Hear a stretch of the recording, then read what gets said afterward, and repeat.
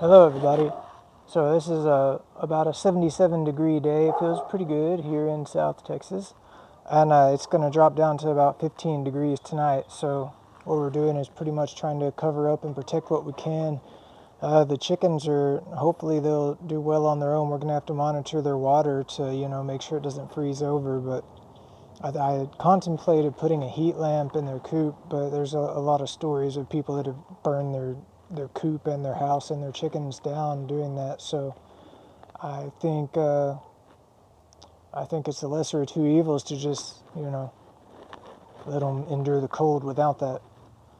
Uh, we have some blankets and stuff that we're going to wrap up and what we can. We're probably going to lose the banana trees. We lose them every time it freezes, which isn't that often.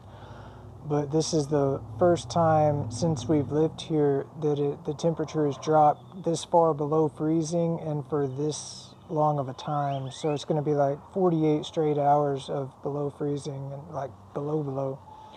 It'll be a dry freeze. There's not forecasted to be precipitation or snow or anything, but it'll just be a hard freeze. And yeah, these are always fun. Nothing in South Texas. This is kind of like a semi-tropical environment, so nothing that grows here is designed to endure that kind of stuff. So it usually things look pretty messy afterwards, but as life tends to do, it returns with more vigor the next time.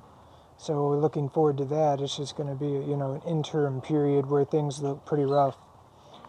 And yeah, I have a lot of new starts and starter pots that I'm gonna have to bring in the garage or maybe in the house. Probably in the garage though, so they don't like drip nasty muddy water everywhere. But I have a lot of sweet peas and lettuce that's starting right now.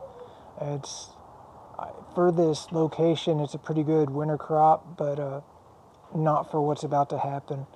It's really ironic, it's 77 degrees today, and next Monday it's going to be 77 degrees again. So we're just going to drop below freezing and just bounce right back out of it. It is pretty weird.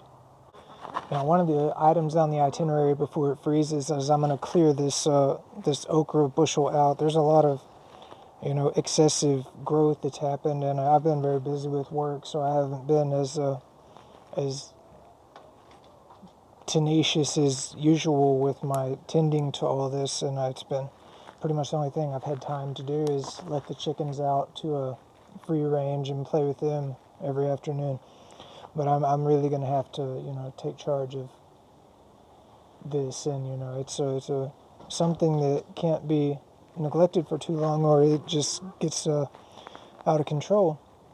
But what we're going to do is we're going to clear some of these out. I think I'm going to keep this one and maybe this one and that back one, and get rid of these that are growing sideways. They produce a lot, but they're in the way. They look strange, and the key is we're going to not going to pull them out of the ground. We're going to cut the stem off at the ground so the root system is still intact beneath, and that's just going to provide a lot of mycorrhizal growth for beneficial fungi in the soil.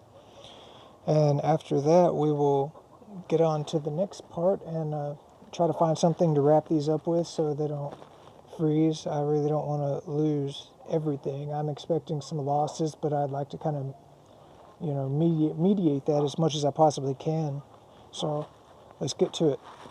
All right, so here is our new and improved, renovated okra patch. I got to clean all this up, and I'm just going around trimming everything up and trying to, eliminate as much useless surface area as I can from these plants so that any freeze damage, we can hopefully not congregate too much stuff at once. And the less susceptible surface area there is, the less risk of damage. So that is why I got rid of all this excess overgrowth. And we'll see how it goes. This is a new territory for us. The temperature has never been this low in Texas in my life, I think. I mean, the only time I felt these temperatures was when I lived in Germany. back then I wasn't an urban farmer, so it wasn't really a problem for me.